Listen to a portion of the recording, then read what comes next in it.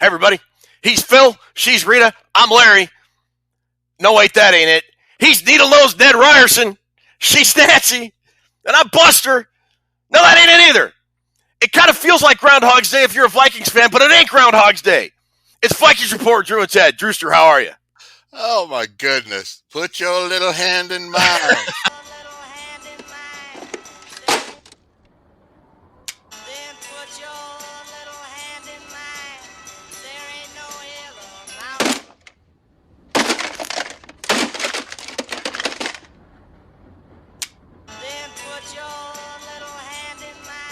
Put your little hand in mine. Put your little hand in mine. Over and over again. So how many days do you think we actually relived that same day? In this light, 4,576 days, or 12 years, 6 months, and some change might not be spot on, but it's at least in the neighborhood. What about Andy McDowell, Ted? Smoke show.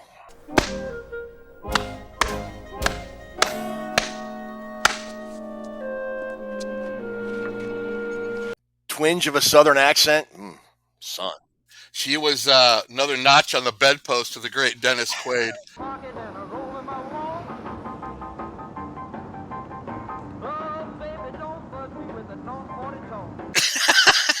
Some of those parts of that movie reminded me so much of the Viking when he's laying in bed going, "It's cold, my life's over." What would you do if you were stuck in one place and every day was exactly the same and nothing that you did mattered? No, that sums it up for me. Or in the bank robbery scene, it's like 10, 9, car. 10, 9, 8, car. You know, like you know what's going to happen in a Vikings game. The quarters drop and he grabs the bag of money and goes. Yeah, it's just like you know what's going to happen in a Vikings game this year. That's weird because that's exactly what it seems like during some of those scenes. And it really fits for the Vikings. What are we going to do? They're coming off a win. Ugly win, Ted. Yeah, it was, and it didn't feel like a loss. It was a win, and a win is a win. It just felt like the Bears were a bad team, and the Vikings should have done a lot better and handled them, especially after Justin Fields went out, and they didn't. And, you know, they got a big game coming up this Monday night against the San Francisco 49ers, which we'll cover here in a little bit. Watch out for that first step. It's a doozy. I hope the Vikings don't have to relocate to Punxsutawney, Pennsylvania. Punxsutawney Groundhogs as opposed to the Minnesota Vikings. Normally we'd say hello to Ruby, but she made it clear that she does not want to be spoken to. She's kind of feeling under the weather, so at least thank you, Ruby, for at least recording the show. But yeah, speaking about nobody cares about your fantasy team, the Queen is dead. Long live the Queen! Sancta Maria, Mater Dei, ora pro nobis peccatoribus. The Queen is dead. Long live the Queen! Ted did it! Ted did it! Was the winner this week. Matter of fact, I got second. Toots has got only the 1 point third place. Yeah. That's a shocker. So put that in your crown and smoke it, milady. Hello, today I will be giving you a few hints on how we can help students to learn the less than and greater than sign.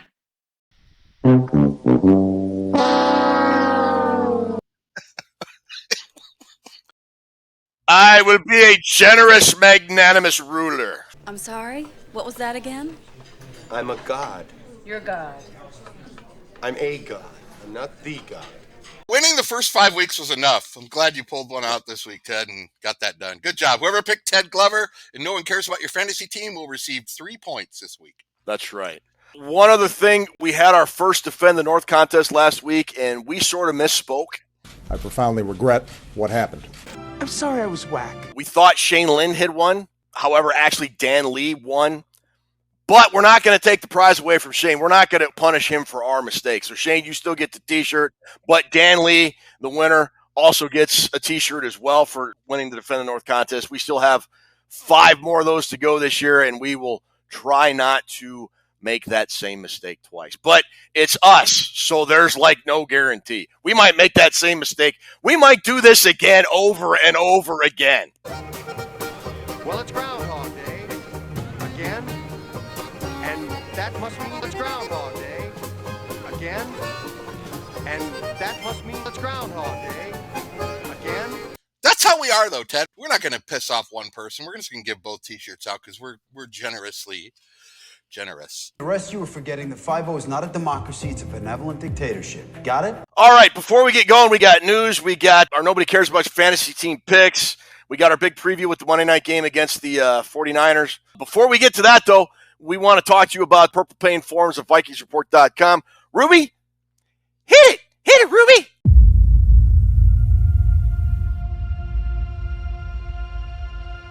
There are two places you should probably want to go to get all your Vikings news and information. One of them is this show right here.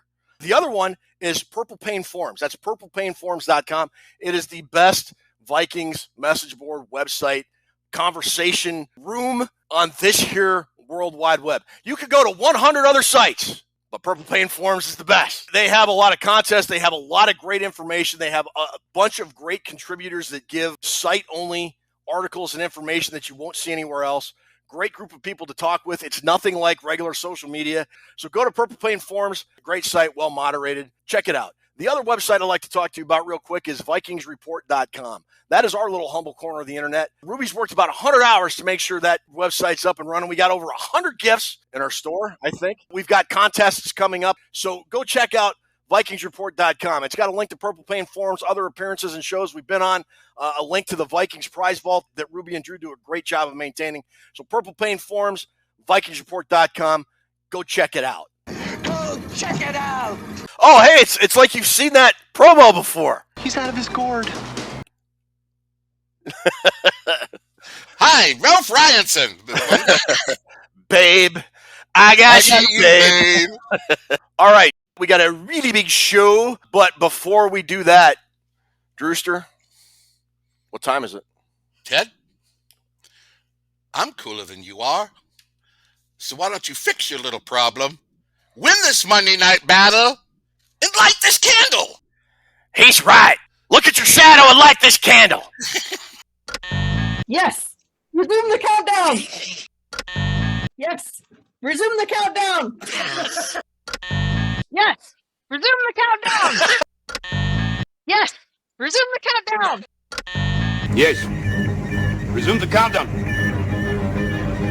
Yes, resume the countdown. Could I have one more of these with some booze in it, please? All right. Nice. Nice. All right, look, we got some news to cover. You know, Robert W. Farnsworth usually just does our intro to into the preview, but he's sitting in at the news desk for the late, great Walter Winchell, and he wants to run the news. So Robert, take it away. North and South America and all the ships at sea, let's go to press. It's time, America. Good evening, Mr. and Mrs. America and all the ships at sea. Flash! Horacio Dolfo-Mensah sucks and should be fired. He's had less than 2 years on the job and can neither draft nor sign free agents. He could not be reached for comment. This just coming across the teletype now. Kevin O'Connell sucks and should be fired. He's installing 35 runs a game for Alexander Madison. It's a terrible game plan, but he also could not be reached for comment. Breaking news. The Minnesota Vikings should trade everybody to include Christian Darrisaw and Justin Jefferson, although Horacio Dolfo-Mensah cannot draft. The Vikings are in a dastardly predicament. Will they find their way out, or will it be more doom? We'll find out. All right, that's news around the Vikings world. I'm so sick of these news stories, man. I'm just so done with them. Yeah, you and me both, Ted. The tipping point for me was, I think it was Score North saying, what do you think about trading Christian Darrisaw? No, you idiot. No. You know, people like blood sausage, too. People are morons. Look, if you're going to rebuild, and the Vikings, who knows how the season's going to end up, but if it turns out that they need to kind of tear it all down, you still have to have a core group of people and players you're going to build around. If you have a franchise left tackle and a franchise wide receiver, why in God's name would you trade them? Well, you know, Ted, those franchise left tackles, they're just a dime a dozen. Don't mess with me, pork chop. Yeah, I mean, Matt Khalil was an anchor for like 10 years. And the Raiders took Alex Leatherwood. You know how it worked out. I am not cashing it in yet, Ted. I am not. No, I still think it's too early. I do, because when you look after the 49ers game, and we're going to talk about that here in a little bit, the schedule gets a lot easier than it's been.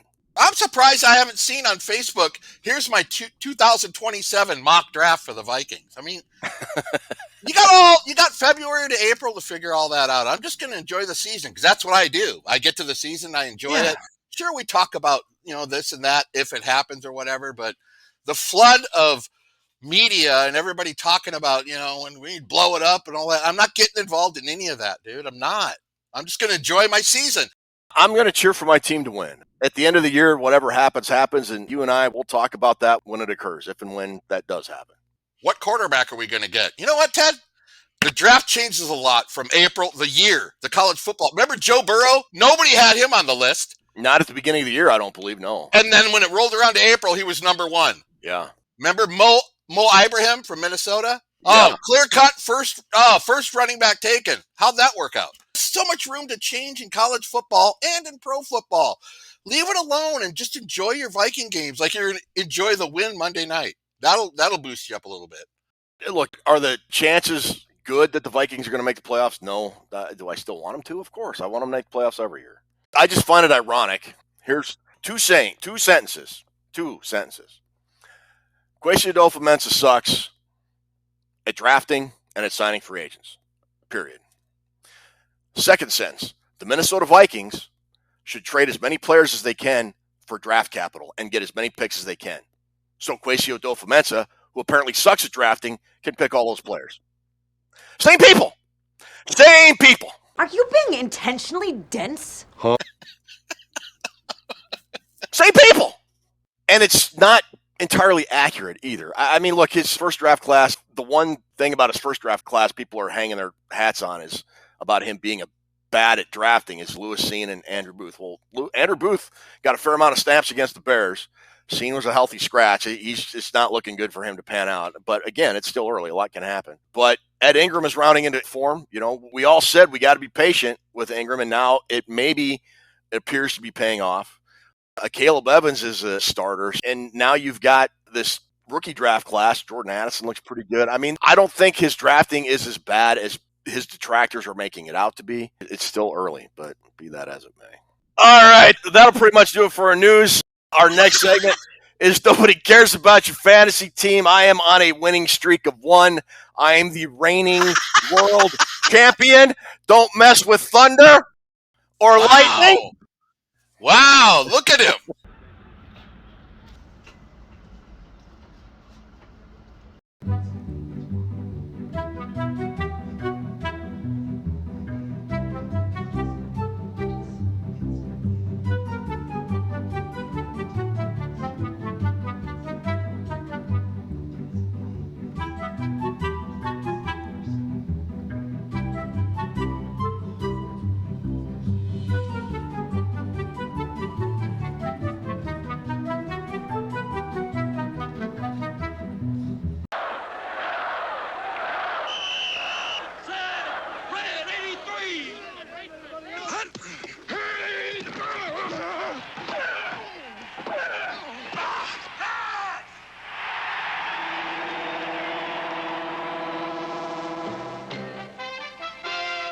All right, as always, we'll slide off to the side, and we'll have Ruby put up the big board, which is our tribute to the old NFL Today show with Brent Musburger and Jimmy the Greek Snyder. And as always, buddy, we start off with quarterback, and we end with intangibles. All right, we start with quarterback. Kirk Cousins, who's having a good year, and Mr. Irrelevant, Brock Purdy, who pretty much came out of nowhere and has taken the NFL by storm. There's chatter about him being an early season favorite for most valuable player for the entire league. And his stats bear that out. He's completing passes at over a 67% clip, 10 touchdown passes, only 1 interception. His detractors say, well, just about anybody could be successful in a Kyle Shanahan offense. I'm sorry. I don't think just anybody could. Trey Lance couldn't, for example. He's playing good football. Kirk Cousins and the Vikings offense struggled against an absolutely horrid Bears defense last week. I'm giving my check this week to Brock Purdy and the 49ers. I'm going to give it to Kirk Cousins, and here's why, Ted. By this time last year, we were like 6-1, somewhere around there. Remember, they started out 0-1 or something, and I said we're going to run off 6 straight, and we ended up doing that. Yeah, you did. Kirk Cousins had a couple games up to that 7-game span last year where we said, man, he played fantastic. That was the best game he's played all year. We haven't had that the whole season so far. We haven't had a Kirk Cousins where we could say in the postgame, man, he played really well. I think this postgame we're going to be starting out the live Vikings Report Rewind show on Monday night. It'll be late, but we'll be here. I think we're going to start it off with saying Kirk Cousins won that game because he hasn't had a game like that yet. And I see that this could be the one you least expected. But I know the Niners, they have a fantastic front seven, but he needs to be the difference in winning this game. He does. I'm going to give him the check mark. Those are really valid points, dude. But the 49ers have such a good defense. And the Vikings' defense is exploitable. I mean, their pass defense is middle of the road. It's 17th in the NFL, which is miles better than it was last year. But even if Deebo Samuel is out, I think Brock Purdy has the advantage here. The Russians also had a dominant team in 1980. They did. And we figured out how to get it done. Is this going to be a miracle? I don't know about a miracle, but I think Cousins is going to shine when we least expect it. But he has to play better than that Bears game. He has to play better than he's played any game this season. All righty. Tell me about the run game, amigo. Wow, this is tough. It all hinges on McCaffrey. Mason is a decent back, the backup for McCaffrey, but he does it all. If McCaffrey plays, our chances go way down in winning this game because the Vikings can't get off the field on third down. That said, whether he plays or whether he doesn't play, you got to have an answer for him. Still going to give the Niners the edge with or without Christian McCaffrey. They're third in attempts in the National Football League in rushing the ball, and I think they're third in yards. Yeah, they are third in the NFL at 148 yards a game running the football. And they're also third in attempts of running the ball. So, they like to run the ball. And they're not going to get away from it, whether McCaffrey plays or not. They're going to try to run the ball. And I still am worried about that run defense, Ted. So I'm going to give the run game to the Niners. Yeah, the 49ers are 6th in the NFL in yards given up on defense. The Vikings are 30th in the NFL at running the football. A lot of that has to do, and we were joking about it earlier with, Alexander Mattison getting the vast majority of the carries. Last week, Cam Akers only had 1 carry. Alexander Mattison has yet to break a tackle. Cam Akers got 1 carry last week, and he had a broken tackle and got 9 yards.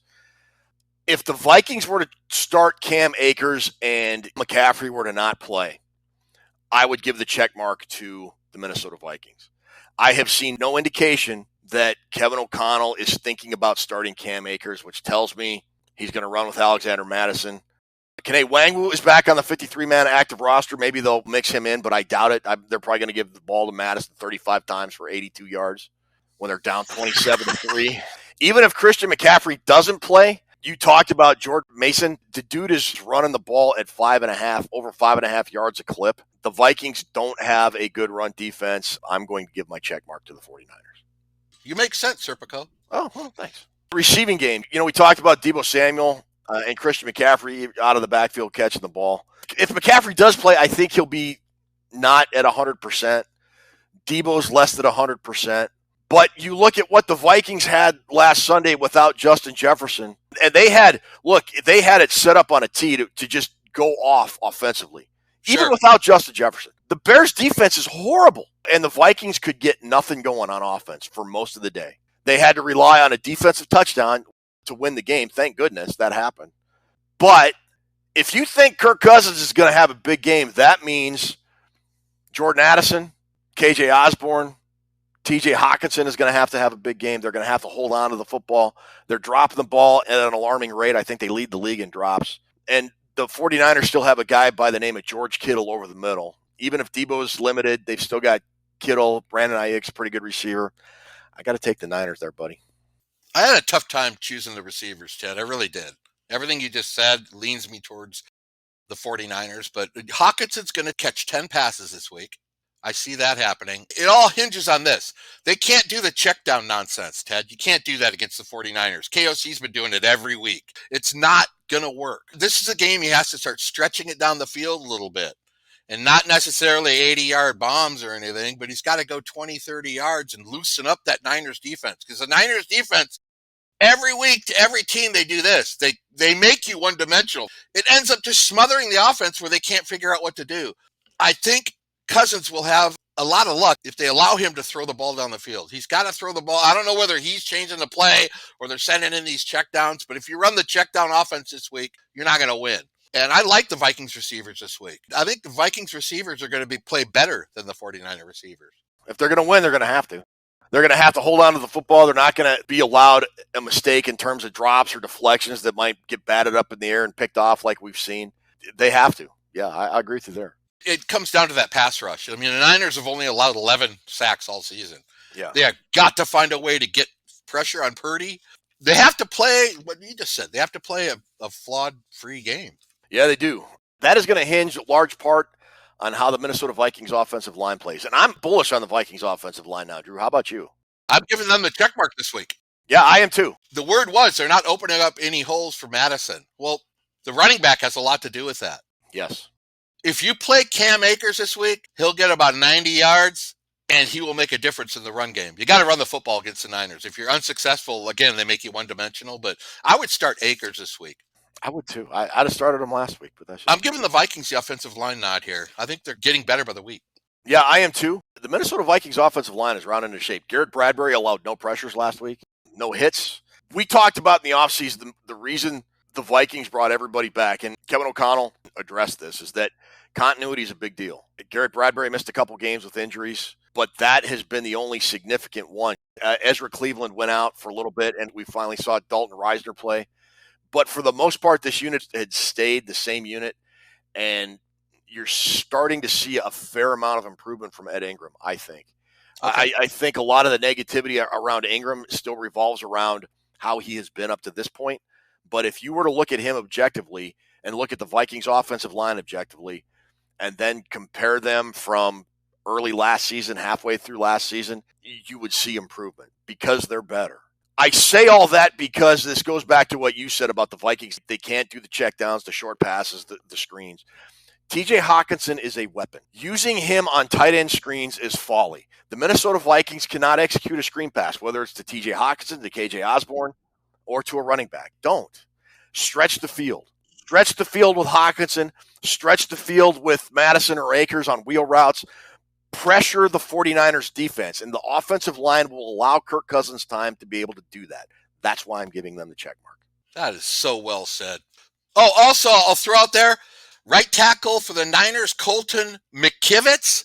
I don't know that much about him, but he's got to block Hunter. That might be advantage Vikings right there. So if Hunter lines up at the left defensive end, I see a big advantage there. This is my key matchup on the front seven. You look at the 49ers front seven, and it is chock full of talent. You got Nick Bosa, you got Oren Burks, you got Fred Warner, Dre Greenlaw, Eric Armstead. This is just a bunch of dogs.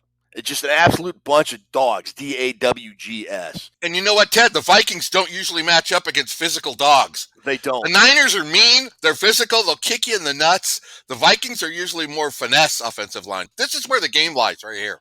But I'll tell you who a dog is on the Vikings offensive line, and that's Christian Darrisaw. He's just an absolute bully if you watch him week in and week out. Nah, we should trade him. Trade him.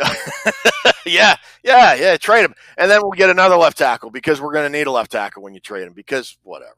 Anyways, Nick Bosa and Christian Darrisaw, this is going to be the matchup I'm going to be watching as soon as the ball is snapped. If Christian Darrisaw wins that battle, the Vikings have a very good chance. I still have my doubts overall on the front seven because when you look at the Vikings front seven, Marcus Davenport, who had really started to come around, was becoming a difference maker in terms of bringing pressure and giving the Vikings a double-edged pass rush with him and Danielle Hunter. Now he's gone to IR with that high ankle sprain. DJ Wanham had been playing really good, and I think a lot of that had to do with Marcus Davenport finally coming on and other teams having to key on him and now Hunter. That gave Wanham room to roam, I guess, if you will. So how the Vikings adjust to Davenport not being in there, what they come up with. I trust Brian Flores because he's really made some improvements with this defense. But when you just look at the seven guys versus the seven guys, you got to give it to the 49ers here. I give my check mark to the 49ers as well. I think Furl, Armstead, Hargrave. I mean, come on, Ted. I'm really concerned of how we're going to handle them on the interior offensive line compared to it's part of the front seven, the defensive line. I mean, the linebackers are probably, I don't want to say it's a wash, but it's, Greenlaw got banged up in that Browns game. He may not go. If he doesn't go, that helps the Vikings. But the front seven, we've faced some good front sevens. Tampa Bay, Philly, good front sevens. This is better than both of them. And the Vikings struggled in both of those games. And if the Vikings are gun shy with the check downs and the run up the middle, they are going to get dusted off the field. I really like how aggressive Brian Flores is being with the Vikings defense, but the 49ers just have better players. Plus, I look at this list every week. I always see Lowry and Bullard. Those aren't top quality players. Dean Lowry has done absolutely nothing. And most weeks, you see when the Vikings inactive list comes out, Jaquan Roy is inactive. Look, he's a 4th-round pick. He's been active in a few games. When he has played, to me, maybe I'm wrong, it looks like he's got something there. We're kind of getting to the point where we know what we have in Dean Lowry, which is nothing. Maybe get Roy in the rotation and just see if he can be a difference maker. I don't know if he can't, but I know about Dean Lowry at this point, and it's not anything that impresses me. You're a hater like the book of Pacino.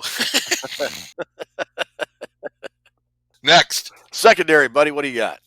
I have the Niners on the secondary. Yeah, me too. And that has a lot to do. I have to give them the check mark because of their front seven. They cause a lot of problems. They're playing a statue quarterback, which the Niners love.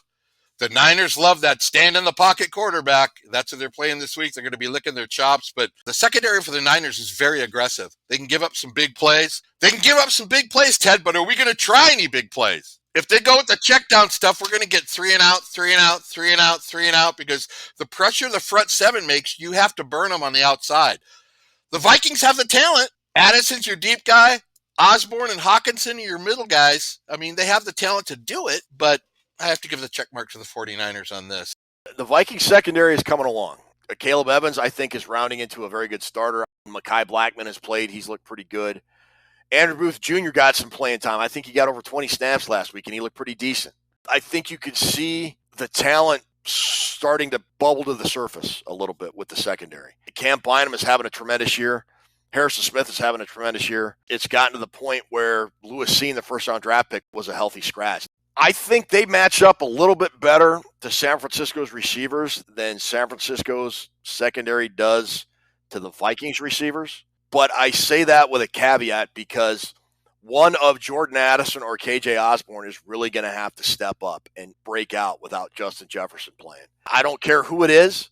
Hell, it might even be N'Keal Harry. I don't care. But somebody has got to step up in this game and become the go-to guy for Kirk Cousins, because Kirk likes having a security blanket to throw to, and Justin Jefferson was that. It kind of felt like Jordan Addison could be that guy, but he's got to be able to get separation and get downfield. And for the love of Sammy White, don't drop any passes. Don't drop any throws coming your way, or it's just going to cause Kirk to turtle, and it's going to cause Kevin O'Connell to turtle, and then it's just going to get bad. All right, fine with that. And now you look at the Vikings secondary. Even if Deebo Samuel is playing, he'll be somewhat limited, I think. Christian McCaffrey will be limited. And I like guys like Jordan Hicks, who's having a heck of a season, to be able to kind of, I don't want to say neutralize him, but minimize big plays. I think the Vikings secondary can minimize big plays, so fine, I'll take the Vikings secondary. This game comes down to strategy and game planning. Because the Vikings, if they go into it with the same plan offensively, Flores doesn't have a chance, because you have to control the time of possession like the Browns did. You have to rush the ball like the Browns did. And real quick, let's give a shout out to a guy that never seems to get any shout outs until game day, and that's Josh Metellus. Yeah. I know I sound like a homer, a Michigan guy. Josh Metellus has turned into a very, very good player. The first couple of years, he struggled a lot, Ted. He struggled with what he was doing, what his role was in the defense. He was late to a lot of tackles. He was late to a lot of plays. His confidence has skyrocketed, and he's becoming a very important player to the Vikings defense, but you never hear about him. Yeah, he is. He really is. I think that's another one of the reasons Cine was a healthy scratch. I mean, you got Metellus and Cam Bynum playing so well. Red zone. The Vikings are 19th offensively, 26th defensively. The 49ers are 4th offensively and 24th defensively. Teams don't get into the red zone very often against the 49ers, but when they do, they usually score. The Vikings have had issues in the red zone on both sides of the ball this year. I got to take the Niners here.